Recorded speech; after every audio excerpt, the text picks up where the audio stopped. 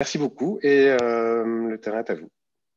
Merci beaucoup. Bonjour à toutes et à tous donc pour cet exposé sur les relations entre intelligence et émotion. Donc c'est une question complexe que je vais essayer dans un laps de temps relativement court de présenter en faisant d'abord un petit rappel historique parce que je crois que c'est important, surtout dans nos pays occidentaux et en particulier francophones, de voir comment, historiquement, on a conçu les relations entre intelligence et émotion.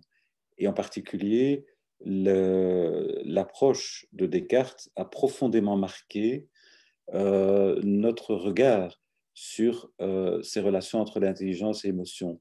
Dans ses ouvrages, Descartes oppose l'esprit et le corps et il en fait vraiment des substances complètement différentes. Il y a d'un côté la substance pensante, alors que le corps est une substance qu'il appelle étendue, qui est matérielle.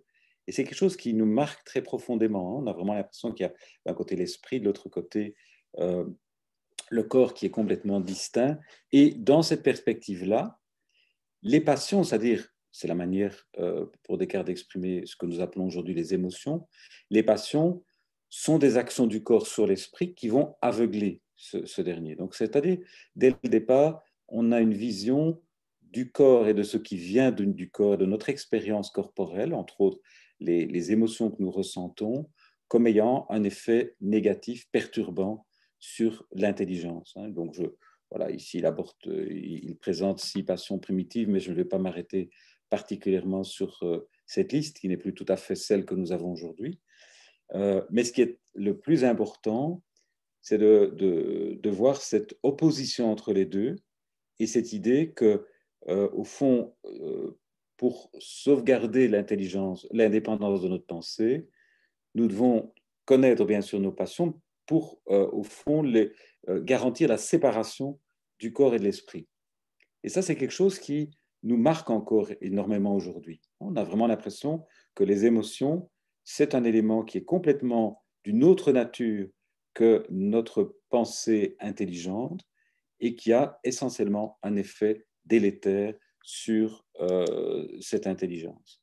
Et on va voir que ça a marqué d'ailleurs les théories de l'intelligence.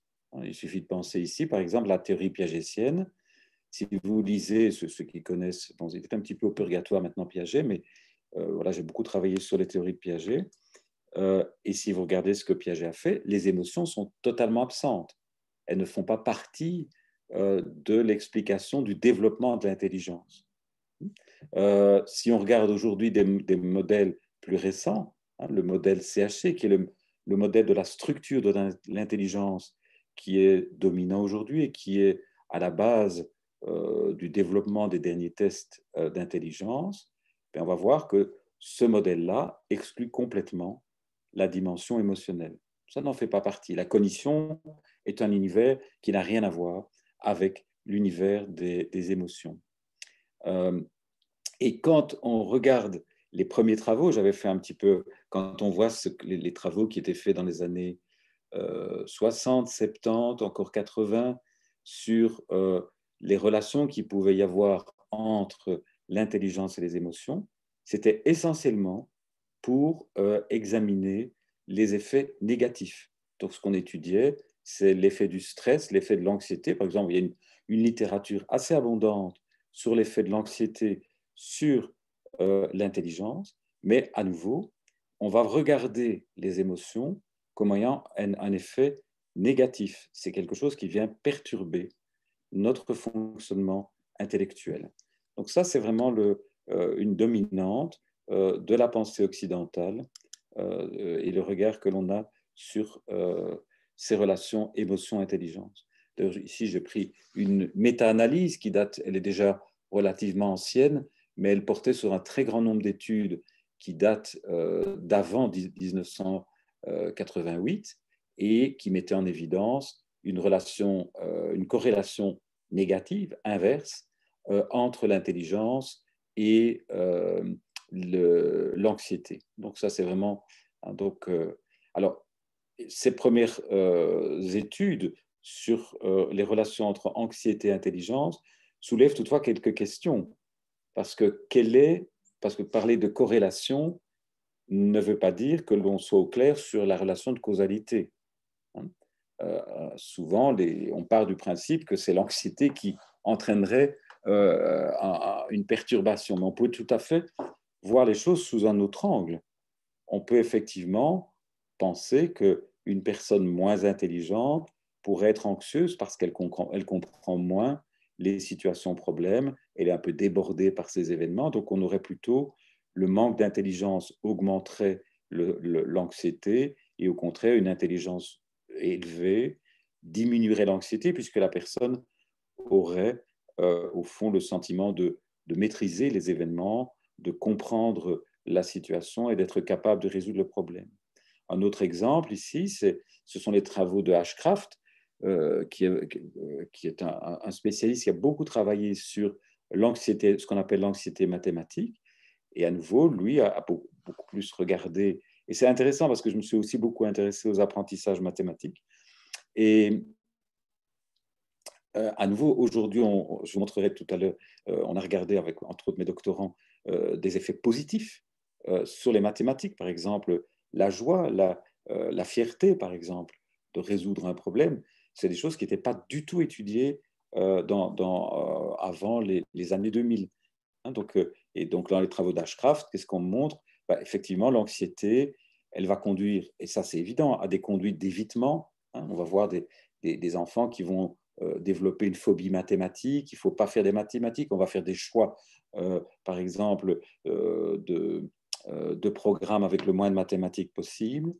Et puis on va voir aussi, on a essayé alors d'expliquer comment, au fond, ces émotions viennent perturber le bon fonctionnement de l'intelligence. Et donc là, on a abordé ça sous l'angle des problèmes d'attention, de concentration, sur les problèmes de gestion de la mémoire de travail, et en disant, et là, il y a pas mal de travaux expérimentaux qui ont été faits qui montrent bien que, par exemple, l'anxiété va entraîner des problèmes de bonne gestion de la mémoire de travail qui vont perturber le calcul mental et le raisonnement. Donc on voit à nouveau, on est toujours dans cette lignée, les émotions sont une source de dysfonctionnement de notre fonctionnement intellectuel. Pourtant, assez tôt, très vite, hein, parce qu'on est à la même époque là, avec Spinoza, on a déjà une mise en question de cette vision dualiste qui oppose l'esprit et le corps.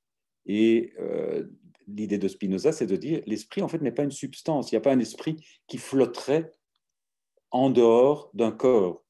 Hein. Alors, je sais que ça, c'était un peu une théorie que certains ont développée. Hein. Qu'est-ce que c'est qu'un ange qui serait un esprit sans corps? Mais du point de vue de Spinoza, c'est corps et esprit, finalement, ce ne sont pas deux réalités indépendantes, mais c'est les deux faces d'une même réalité. Hein. Donc, on va voir qu'il écrit lui-même, je reprends une citation, l'esprit est uni au corps et le corps est objet de l'esprit. Donc, il n'y a pas vraiment une séparation entre les deux. Et on va voir que la conscience, ce qu'on appelle la conscience de soi, c'est aussi la conscience du corps par l'esprit, de ce qu'on ressent. C'est je me perçois comme étant moi-même, c'est aussi parce que j'ai un corps et que je ressens mon corps et je ressens entre autres mes émotions. On va voir aussi une étape très importante dans une vision beaucoup plus positive des émotions, ce sont les travaux de Darwin. Et vous connaissez sans doute son ouvrage sur l'expression des émotions chez l'homme et les animaux, qui date de la deuxième moitié du 19e siècle. Et il aborde cette fois-ci les émotions sous un angle tout à fait positif, puisque c'est un angle évolutionniste. Il va voir effectivement les émotions ont été sélectionnées au cours de l'évolution parce qu'elles sont utiles. Donc, c'est pas quelque... Parce que jusque-là, bon, si on voyait les émotions comme négatives, on se dit, mais au fond, pourquoi avons-nous des émotions négatives? Puisqu'au fond, elles nous perturbent. L'angle de vue de Darwin, c'est de dire, non, les émotions, elles sont utiles. Et elles sont non seulement utiles pour les contemporains de Darwin, mais elles sont non seulement universelles, indépendantes de l'âge, de l'ethnie et de l'espèce. Et il a beaucoup travaillé sur les émotions aussi chez l'animal. Alors, c'est intéressant parce que vous voyez ici, on est en 1872, et donc Darwin a fait beaucoup de photographies et qui ont été publiées. Donc, si vous regardez un peu et on voit ici des photos de l'époque qui montrent ces expressions émotionnelles chez les enfants, ici, on le voit et chez des adultes. Hein. Et il dit, mais à quoi au fond, quelle est l'utilité de ces émotions? Ben, c'est d'abord une fonction de communication. Et ces émotions nous permettent finalement d'adapter nos interactions avec autrui. En prenant un exemple facile, qui est la relation de la mère et de l'enfant, mais c'est parce qu'effectivement, l'enfant exprime des émotions qui sont perçues et comprises par la mère, qu'une interaction aussi peut fonctionner. Donc on va voir, ça c'est une étape vraiment cruciale de voir les émotions sont des éléments positifs utiles à l'évolution des espèces. Et encore plus récemment, ici, vous avez les travaux de Frans de Waal, donc, qui est un éthologue néerlandais, qui développe ces idées de Darwin sur le rôle social et adaptatif des émotions. Il a étudié en particulier les chiens imposés, les bonobos. Vous avez ici une superbe photo, je trouve, très, très touchante, où on voit vraiment une expression émotionnelle dans la relation entre deux grands singes. Et dans l'ouvrage qui s'appelle L'âge de l'empathie, leçon de la nature pour une société plus apaisée, mais il souligne combien les émotions sont à la base des comportements prosociaux, à l'origine de l'empathie. C'est effectivement l'empathie, c'est parce que l'autre exprime des émotions que je peux moi-même ressentir, que je vais aussi pouvoir le comprendre, coopérer avec lui. Et je reprends ici une citation de Frans de Waal, les émotions sont notre boussole. Alors c'est important ça, parce qu'on voit ici que les émotions, elles ne viennent pas perturber notre pensée, elles viennent au contraire guider aussi notre pensée. Donc elles jouent un rôle constructif, positif dans le fonctionnement de l'être humain. Donc on est très loin ici d'une approche telle que celle envisagée par Descartes et par d'autres à sa suite. Plus récemment, aussi, en psychologie, il y a un ouvrage qui a beaucoup marqué, l'ouvrage de Damasio, L'erreur de Descartes, la raison des émotions. Alors c'est un super titre, parce que la raison des émotions, parce que dans la perspective de Descartes, c'est raison et émotion, c'est l'opposé. Alors qu'ici, effectivement, on va dire que les émotions, et on est dans la même ligne d'idées chez de Waal, on va voir que les émotions sont une première forme de vie mentale.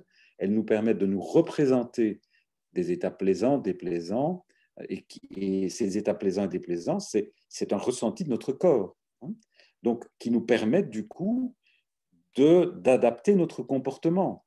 Si effectivement c'est une situation plaisante, je vais avoir un comportement d'approche. Si c'est déplaisant, je vais avoir un comportement de fuite.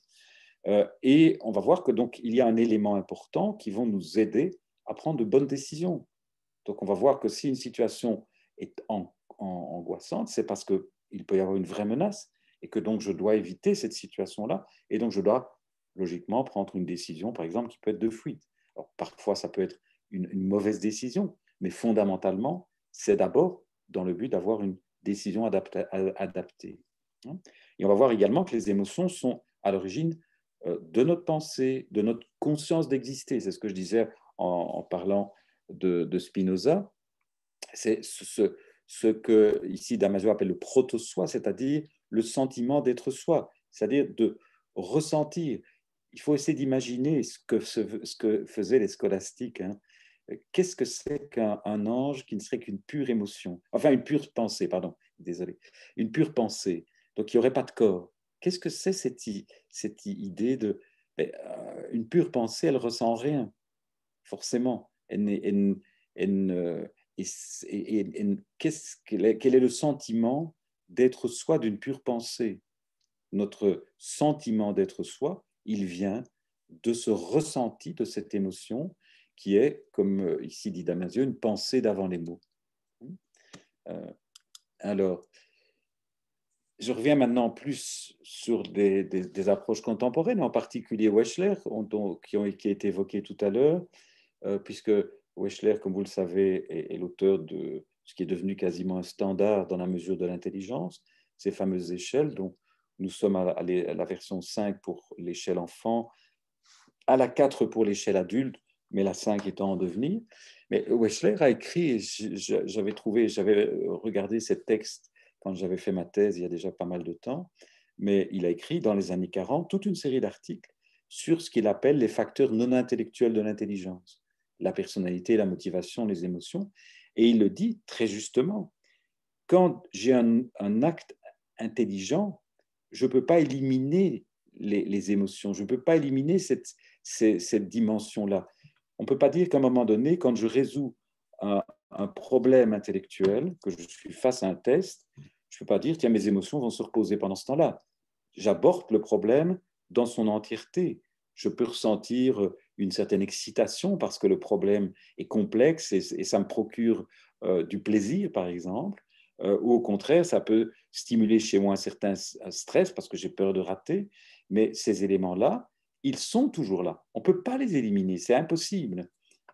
Donc, l'idée de Wechsler, c'est si vous voulez évaluer l'intelligence, vous ne pouvez pas mettre de côté les émotions, vous devez les inclure dans une compréhension du fonctionnement intellectuel.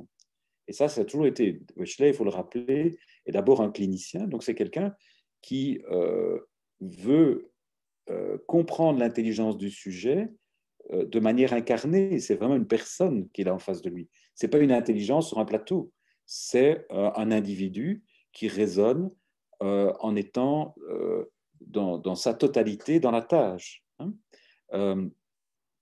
Donc, ça c'est un point important. Donc, alors, maintenant, une manière d'aborder, alors comment aborder cette relation entre intelligence et émotion?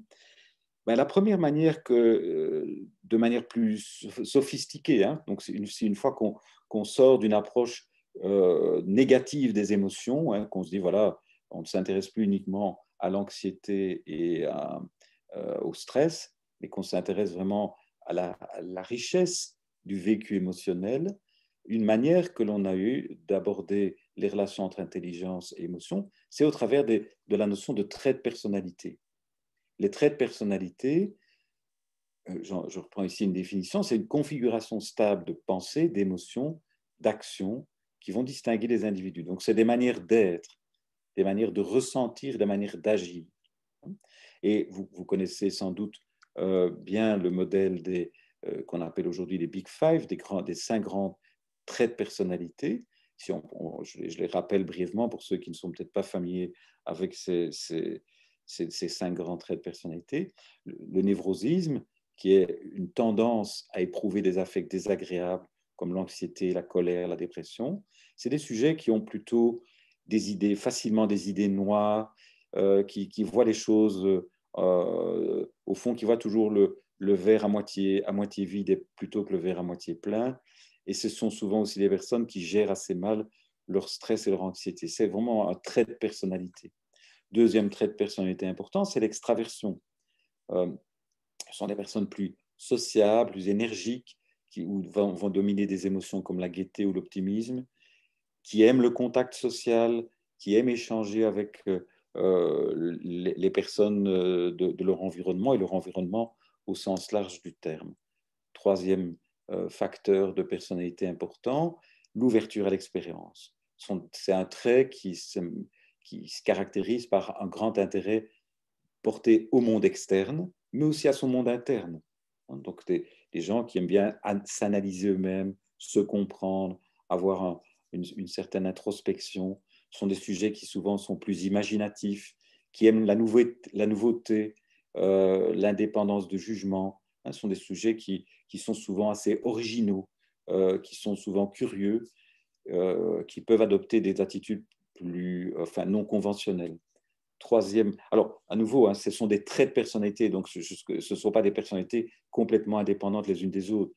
Nous avons généralement un profil et ces différents traits coexistent à l'intérieur de nous. Mais donc, il y a des dominances. Hein, donc ici, quatrième trait, l'agréabilité. Donc, c'est des sujets qu'on va juger, si vous voulez, généralement plus agréables, bienveillants. Ce sont des gens avec qui on aime bien être parce que justement, ils sont soucieux des autres, ils sont empathiques, Ils sont souvent chaleureux, aidants par rapport à autrui. Et enfin, le cinquième trait, c'est le trait qu'on appelle consciencieux, pardon. Donc, ce sont des sujets qui sont généralement très réfléchis et volontaires. C'est au fond des sujets très rationnels, assez organisés, qui savent anticiper, qui, du coup, qui peuvent aussi soutenir des efforts sur le long terme parce qu'ils se sont fixés des buts. Voilà cinq grands traits de personnalité.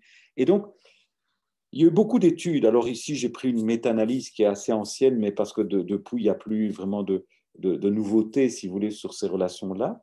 Mais ici, Ackermann et Gestad avaient rassemblé beaucoup d'études avec de très grands nombres de sujets sur les relations entre ces traits de personnalité et les grands facteurs de l'intelligence.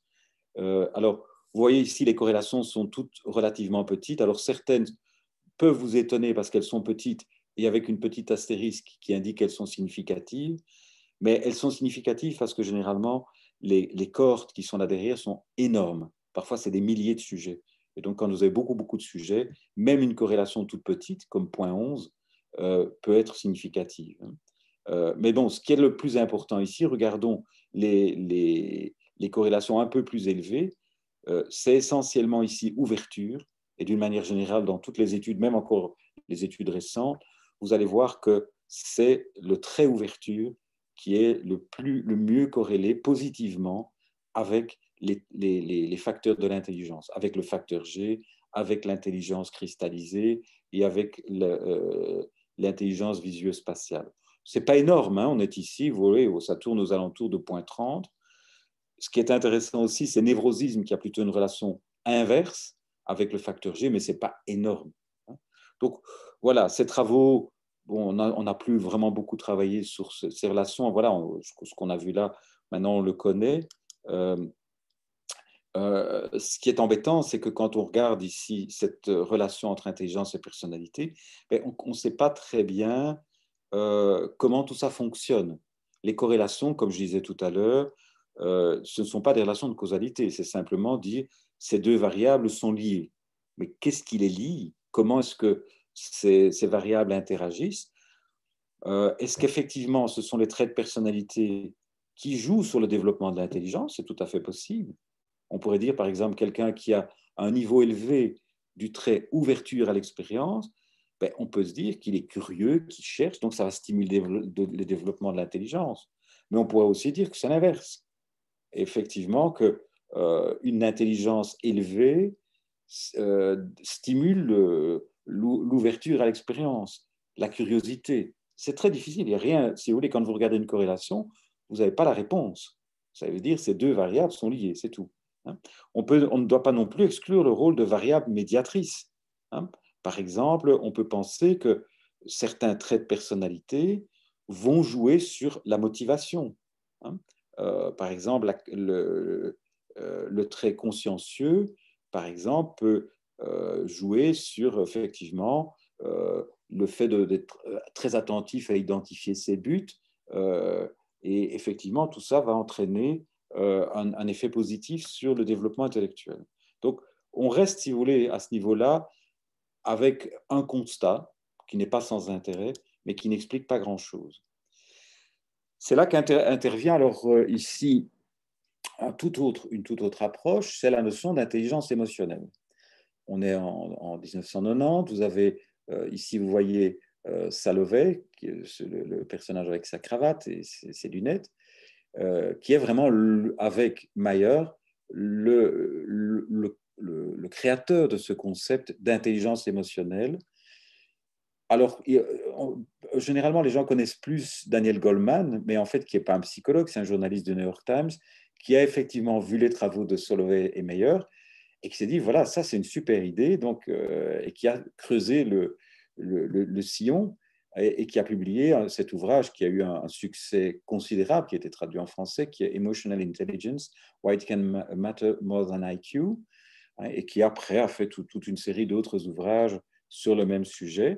Donc ce sujet, ce thème de emotional intelligence évidemment, à stimuler tout un ensemble de recherches et stimuler des modèles assez différents. Si on se base sur les travaux de Salovey et Meyer, au fond, eux, ils voient l'intelligence émotionnelle dans le sens propre d'intelligence. C'est-à-dire, ce qu'ils, eux, appellent l'intelligence émotionnelle, c'est essentiellement une aptitude. C'est une capacité à comprendre les émotions, à les analyser, à les utiliser. Donc, on est vraiment dans de l'intelligence au sens propre du terme. D'autres auteurs, c'est le cas de Barron, qui a développé un test et qui était le premier à introduire le terme de quotient émotionnel. Donc, il y a eu aussi un certain succès, dont on en parle beaucoup moins maintenant, mais ça a eu un certain succès aux alentours des années 2000. Et lui, il mélange un peu, alors c'est conceptuellement quelque chose de beaucoup plus flou, où on mélange des compétences cognitives et des traits de personnalité. Et puis, vous avez d'autres qui sont vraiment à l'autre extrémité, qui, eux, et ça, c'est les travaux de Petrides, qui, eux, parlent de Trait Emotional Intelligence Questionnaire. Donc, c'est vraiment l'intelligence. Ici, on est beaucoup plus dans un trait de personnalité. Ça concerne ici une auto-perception, un sentiment d'auto-efficacité à l'égard de ses émotions. Donc, on voit bien que ce n'est pas des concepts qui sont toujours très clairs. Et quand on en parle et qu'on parle d'intelligence émotionnelle, souvent, on est dans quelque chose qui n'est pas très bien cadré. Alors, si on se base sur le modèle qui est le plus construit d'un point de vue théorique, c'est celui de Salovey, Meyer, Caruso, ben, vous avez ici le modèle CHC que j'ai évoqué tout à l'heure. Donc, CHC, c'est l'acronyme ici de Cattell, Horn et Carroll. Ce sont les auteurs qui sont à l'origine de ce modèle, qui, on pourrait dire en quelque sorte, représente le squelette de l'intelligence. C'est vraiment la structure de l'intelligence. C'est-à-dire quelles sont les grandes composantes de l'intelligence. Et dans ce modèle-là, je le rappelle brièvement, vous avez des aptitudes de base élémentaires qui forment des groupes, ce qu'on pourrait appeler des clusters, qui forment des grandes dimensions, des grandes facettes de l'intelligence, qu'on appellera l'intelligence cristallisée, fluide, etc. Et le tout étant chapeauté par un facteur général qui est une espèce de... Je ne vais pas entrer dans de grandes discussions sur la discussion, il y aurait vraiment de quoi faire tout un exposé, même plus, sur le facteur G, mais qui est un peu le chef d'orchestre, si vous voulez. Ce que font Salovey, Meyer et Caruso, c'est qu'ils rajoutent un élément. Vous le voyez, je l'ai mis ici en rouge, sur fond rouge. Donc, l'intelligence émotionnelle est une des composantes de niveau 2 de ce modèle. Voilà, ça c'est l'idée de base. Et donc, on a un élargissement du concept d'intelligence. Et il considère qu'il y a donc, alors si je reviens 2 secondes, une seconde en arrière, donc à nouveau, dans ce modèle-ci au niveau 2, je vous ai dit, c'est chaque fois un cluster, c'est-à-dire c'est un ensemble d'aptitudes de même type qui peuvent être un petit peu différentes, mais qu'on peut rassembler. Et c'est ce qu'il voit ici. Il voit des aptitudes qui, elles, se situent au niveau 1. Ils en voient 4. C'est la perception et l'évaluation de ses propres émotions et celles d'autrui. Et c'est vrai qu'il y a une activité intellectuelle. Je vois quelqu'un qui est triste ou qui est joyeux. Je suis capable d'identifier ces émotions, ce qu'elles veulent dire, ce qu'elles signifient. Je peux les comprendre. Donc, il y a vraiment une activité intellectuelle. Je peux aussi utiliser les émotions au sein de l'activité de pensée. Par exemple, si je suis un scénariste et que je dois imaginer une situation, je peux moi-même générer des émotions. Je regardais un film qui est relativement ancien, mais avec Michael Douglas, vous avez peut-être vu, À la poursuite du diamant vert, et on voit au début, il y a une jeune femme qui est autrice et qui écrit des romans un peu à l'eau de rose. Et alors on la voit, elle est en train de terminer son roman en pleurs. Elle utilise ses propres émotions pour générer une production écrite. Donc c'est intéressant parce que ça, c'est des choses qui sont tout à fait utiles. Donc on a vraiment à nouveau une activité intellectuelle qui va jouer. Aptitude composante, donc aptitude de niveau 1, c'est la compréhension et l'analyse des émotions. Donc, ce n'est pas seulement les percevoir, mais c'est effectivement, c'est par exemple se dire qu'est-ce qui peut justifier l'apparition de telle émotion, qu'est-ce qui pourrait entraîner un changement d'émotion, hein. Par exemple, c'est ce que va faire un psychologue, hein, qui va effectivement percevoir une émotion, faire des hypothèses sur qu'est-ce qui pourrait être là derrière et éventuellement comment pourrais-je amener la personne à modifier ses émotions. Alors on arrive ici donc à la quatrième aptitude qui est la régulation des émotions. C'est pas seulement les percevoir, les comprendre, mais également de les contrôler.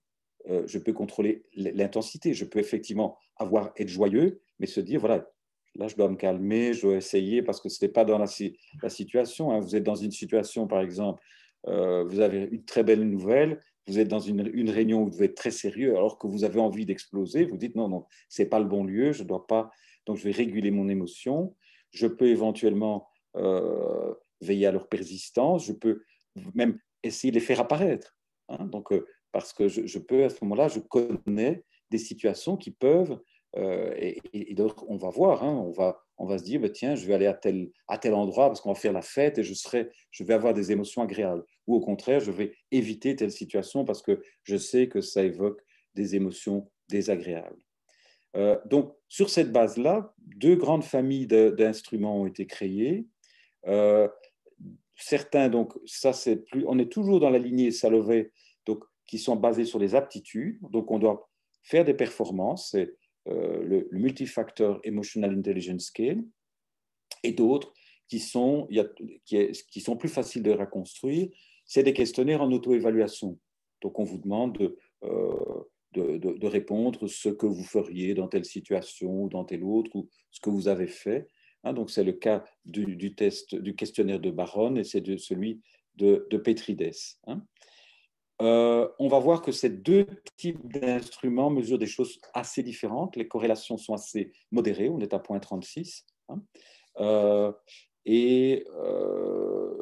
On va voir aussi que tout ce qui est questionnaire d'auto-évaluation, ça pose souvent des problèmes parce que vous avez toujours le risque que les personnes répondent non pas en fonction de ce qu'ils vivent vraiment, de ce qu'ils ressentent, mais de ce qu'ils pensent être la bonne réponse ou ce qui est attendu ou ce qui est acceptable, par exemple, par le psychologue qui est en face d'eux. Hein, qu'est-ce qui est valorisé, par exemple. Donc, il y a toujours des problèmes de ce qu'on appelle de désirabilité sociale. Hein. Si je regarde comme ça, vous voyez un peu comment ça fonctionne. Voilà un exemple de questionnaire de Baron, hein, Emotional Quotient Inventory. Voilà, 133 questions, 5 sous-échelles, je ne vais pas entrer dans le détail, mais on va voir du genre des questions. Je me fais facilement des amis, je manque de confiance en moi, je suis attentif à ce qui arrive aux autres. Hein. Voilà le genre de situation. Et on comprend très bien que la désirabilité sociale peut jouer. Par exemple, si on vous montre le questionnaire et avec une question « je me fais facilement des amis », c'est peut-être pas si évident de dire « non, je ne me fais pas facilement des amis ». C'est plus désirable socialement de dire « je me fais facilement des amis ». Donc, on va voir là, il peut y avoir des biais. On voit que ces mesures auto-rapportées ont une corrélation nulle avec les mesures comme l'intelligence cristallisée ou l'intelligence fluide et la réussite universitaire. Et on va voir que la solidité de la structure est très faible. Donc, on voit, c'est surtout corrélé avec des traits de personnalité comme le névrosisme. On voit ici une corrélation négative avec le névrosisme. Et donc, 0,62, donc c'est déjà pas mal.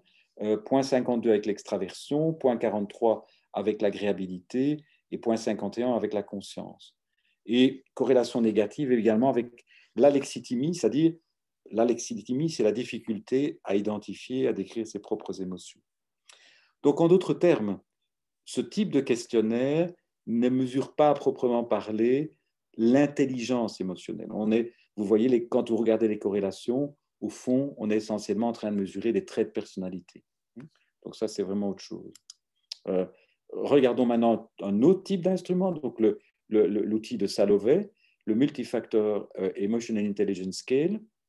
Et là, c'est vraiment un test de performance. Par exemple, identifier les émotions sur le visage ou dans des histoires. Et alors, on doit dire, voilà, vous devez dire no happiness ou extreme happiness, et vous devez voir à quel niveau la personne en est. Ça, c'est pour ce qui est de l'identification. Comprendre les émotions, vous avez par exemple, c'est vraiment des items qui sont dans le test. Sarah a peur de ne pas pouvoir terminer la tâche qui lui était demandée et elle s'inquiète à propos de l'évaluation de son travail. Lorsque son responsable lui demande une tâche supplémentaire, elle se sent débordée, déprimée, honteuse, gênée, paniquée.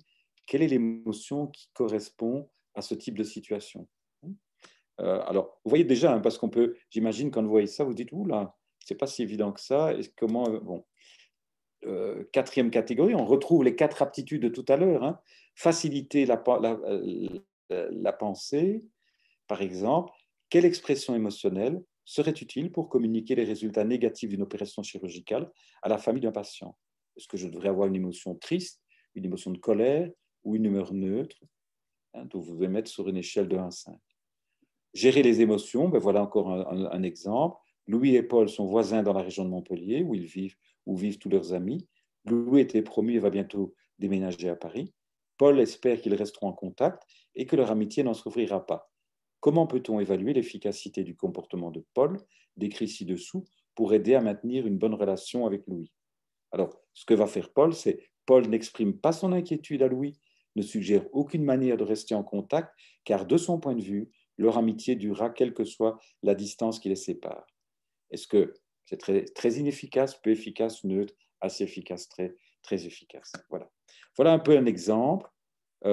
Alors, voilà, ici, oui, voilà, ici. On voit en fait, rien qu'en regardant les questions, vous êtes déjà certainement dit, oui, mais est-ce que c'est si clair que ça qu'il y a une bonne réponse? Puisque là, on est dans un test d'intelligence, vous avez une bonne réponse. Si vous avez une suite logique, ben, il y a une réponse qui est censée être la bonne réponse. Il n'y a pas 36 réponses possibles. Donc ici, par contre, on se rend bien compte, quand vous les avez vus tout à l'heure, que ben, ce n'est pas évident. Et donc, du coup, plutôt, alors, on s'est trouvé confronté à un problème de cotation. Et donc, les auteurs ont choisi soit la réponse la plus fréquente dans la population comme étant la bonne réponse. Et c'est un peu bizarre, ça. C'est comme dans un test d'intelligence avec une question très complexe et vous donniez la réponse la plus fréquente dans la population, c'est la bonne. Ça, c'est discutable.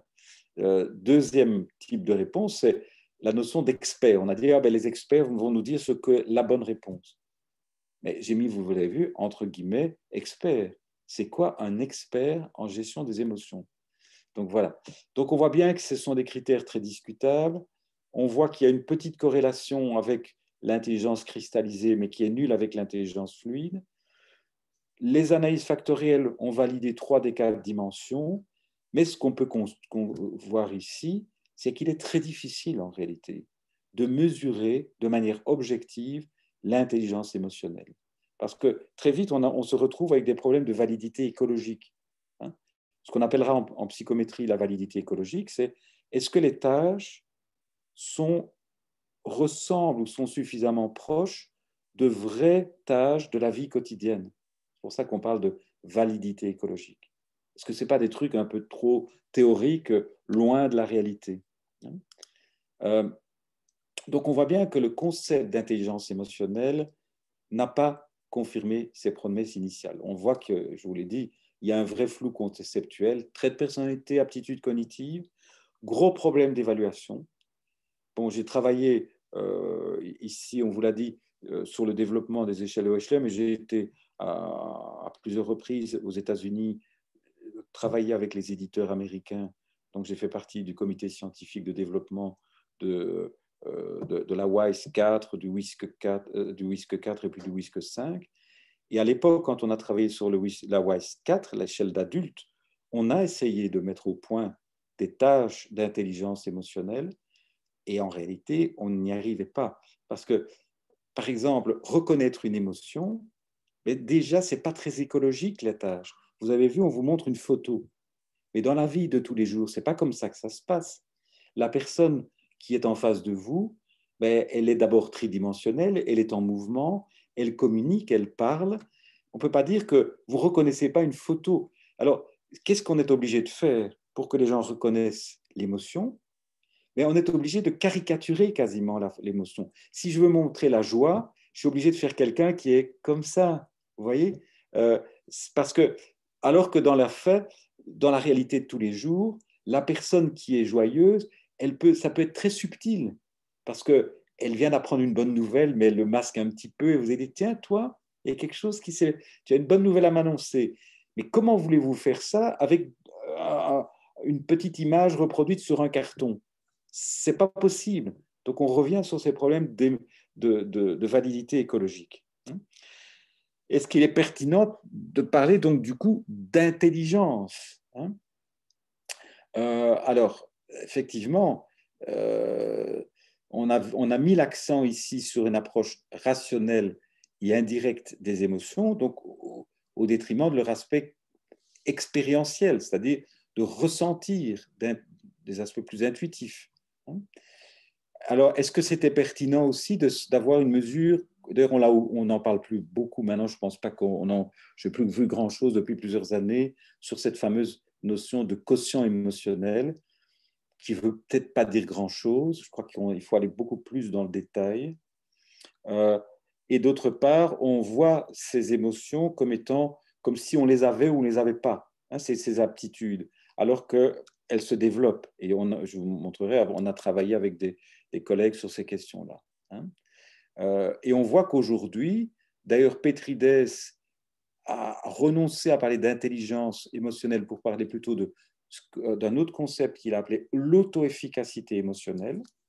Donc, c'est une manière de comment je traite les émotions plus ou moins efficacement. Et ma collègue ici, Moira Mikolajak, elle a introduit plutôt la notion de compétence émotionnelle. Et je trouve que c'est mieux. Parce que le terme intelligence émotionnelle est venu un peu tout polluer, parce qu'on a plein d'idées sur la notion d'intelligence.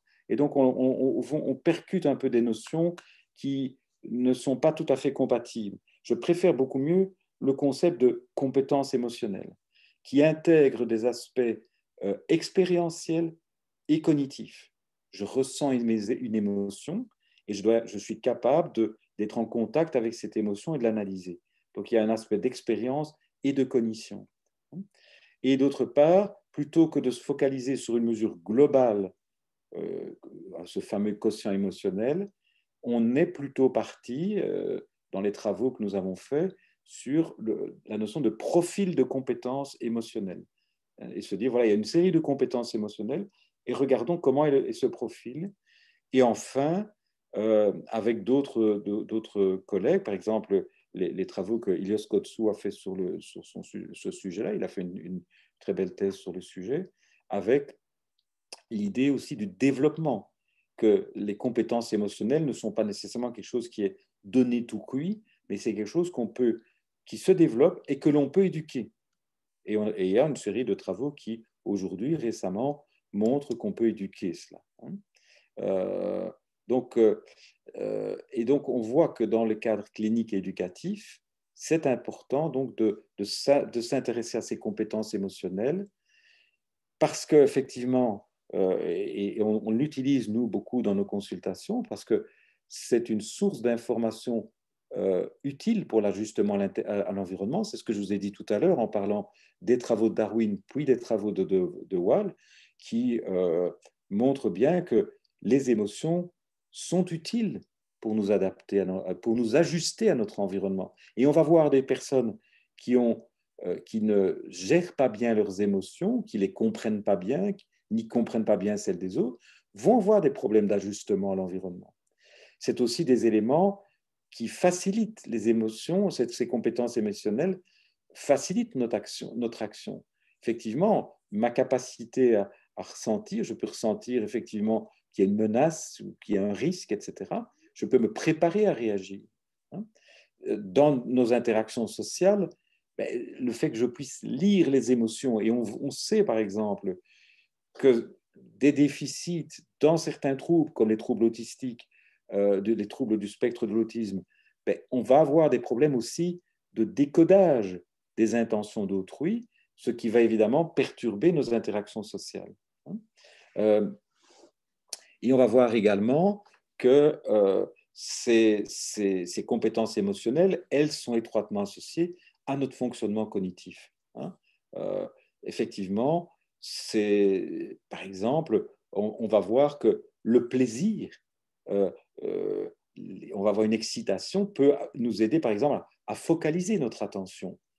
Par exemple, celui qui est confronté à la résolution d'un problème, il a une excitation et un plaisir, et on va voir toute son attention va être focalisée. Le reste ne compte plus. On sait aujourd'hui également que, par exemple, les émotions peuvent être facilitatrices de la mémoire, qu'on va effectivement associer de manière parfois très intense un certain nombre de souvenirs à des expériences émotionnelles. Donc on voit bien que les deux éléments sont...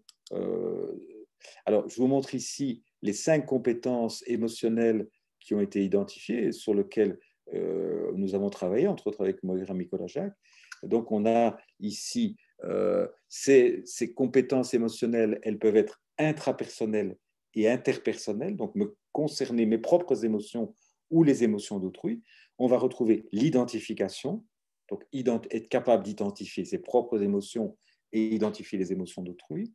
Deuxième compétence, c'est l'expression des émotions, être capable d'exprimer ses émotions de manière appropriée.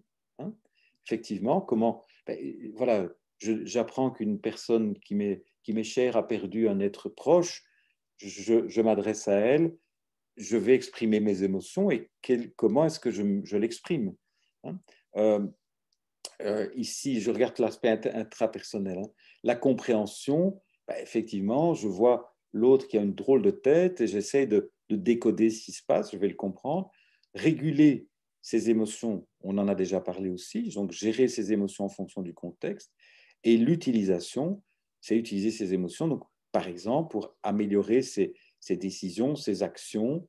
On peut effectivement, j'ai donné des exemples tout à l'heure, mais on va le retrouver dans la colonne de droite, au niveau interpersonnel, identifier les émotions d'autrui, permettre aux autres d'exprimer leurs émotions. Par exemple, c'est ce qu'on va faire en tant que psychologue clinicien, mais effectivement, je vais dire à une personne, oui, j'ai l'impression que cette situation vous a rendu triste et qu'effectivement, c'est quelque chose que voilà, vous avez difficile de dire, mais voilà, vous pouvez, je suis à l'écoute de votre vécu. Donc là, je vais aider l'autre à exprimer ses émotions. Je peux essayer de décoder les causes. Je peux essayer d'aider autrui à gérer ses propres émotions. Et effectivement, je peux aussi l'aider à utiliser ses émotions pour améliorer leurs décisions et leurs actions. Alors, nous avons ici travaillé, donc là, ici, Sophie Brasseur, c'est une de mes doctorantes, ici avec, entre autres, Moira, Mikola-Jacques et Bourdu. Nous avons développé un questionnaire qui n'est pas très long, mais qui est maintenant beaucoup utilisé, en autopassation, qui mesure 5 compétences émotionnelles de base, donc à nouveau pour soi et pour autrui, donc 50 questions, ce n'est pas très long, et chacune de ces questions, le sujet se situe sur une échelle en 5 niveaux, enfin niveau de 1 à 5, et donc nous allons avoir chaque fois 10 scores calculés, donc, puisque vous avez 5 aptitudes intra et inter, donc ça fait 10, et chaque fois 5 items. Alors, il y a un score de compétences émotionnelles intrapersonnelles, un score de compétences émotionnelles interpersonnelles et un score de compétences émotionnelles globales qui est moins intéressant, honnêtement. Ce qui est, franchement, je vous l'ai dit, le plus intéressant, c'est le profil. Donc, c'est ça qui est le plus intéressant. Donc, voilà des exemples d'identification. Par exemple, je sais qu'une personne est en colère. Lorsqu'une personne est en colère, triste ou joyeuse, même si elle n'en parle pas. Ou par exemple, l'expression « les autres viennent facilement me parler de leurs problèmes personnels ». Ou bien, pour la compréhension, je peux facilement expliquer les réactions émotionnelles de mes proches. Enfin, régulation, je suis doué ou doué, pour remonter le moral des gens. Et enfin, utilisation, je peux facilement, par exemple, obtenir ce que je désire des autres. Voilà des exemples d'items. Il y a une bonne consistance interne des 10 échelles. C'est corrélé significativement avec le sentiment de bien-être, essentiellement donc, le bonheur et la santé perçue. C'est également bien corrélé avec la qualité des relations sociales et les émotions positives. Mais ici, la corrélation elle est nulle avec l'intelligence fluide mesurée par les matrices de Raven. Donc, à nouveau, on a quelque chose qui est encore peut-être, qui demande encore être... Oh, clarifié, désolé, j'étais un peu rapide ici. Donc, à nouveau, on retombe quand même sur le problème, ça c'est toujours le problème des mesures autorapportées, hein. Il y a toujours des distorsions. Est-ce que les personnes sont capables, sont capables de bien identifier? Est-ce qu'elles voilà, est-ce qu'elles n'ont pas est-ce qu'elles ne masquent pas les caractéristiques internes? Ça, on n'en sait rien. Et donc, là, c'est toujours un problème, et ça, c'est le cas de toutes les techniques auto-rapportées. Voilà un exemple ici, une étude qu'on a faite ici avec des hauts potentiels, qui peut vous intéresser, avec Sophie Brasseur. On avait donc deux groupes, un groupe de 135 HP. On avait pris comme critère QI total supérieur à 120. En général, on prend 125 plutôt que 130 parce que, comme vous le savez, vous avez une erreur de mesure avec les échelles de Wechsler et l'erreur de mesure, disons, à 95%, enfin, l'intervalle de confiance de 95%, autour de 130, ça va de 125 à 135. Donc, voilà, en incluant l'erreur de mesure, on démarre à 125. On avait donc un échantillon de 11 à 19 ans et on avait un échantillon non HP. Là, on a utilisé matrice de Raven parce que voilà, on n'avait pas la possibilité de faire passer un test complet à 135 non HP. Et ils étaient donc des sujets qui étaient en dessous du percentile 90, puisqu'en fait, la version que nous avions des matrices de Raven, leur norme était exprimée en percentile. Donc, il y avait, les sujets étaient pairés sur le profil sociologique et l'âge, et on leur a fait passer ici le profil de compétences émotionnelles, une échelle qui s'appelle le Quality Interpersonal Relationship Scale et un questionnaire sur les affects positifs et négatifs. Et enfin, nous avions une mesure de performance scolaire. Qu'est-ce qu'on a observé? Mais on voit que les compétences émotionnelles intrapersonnelles des HP, surtout la compréhension de ces émotions, étaient significativement inférieures à celles des tout-venants. Mais l'inverse étant vrai,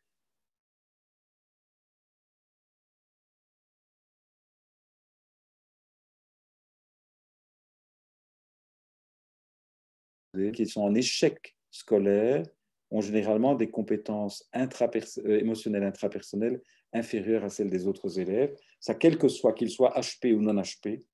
Donc là-dedans, en fait, vous avez des sous-groupes entre les HP qui sont en réussite scolaire et qui sont ceux qui sont en difficulté scolaire.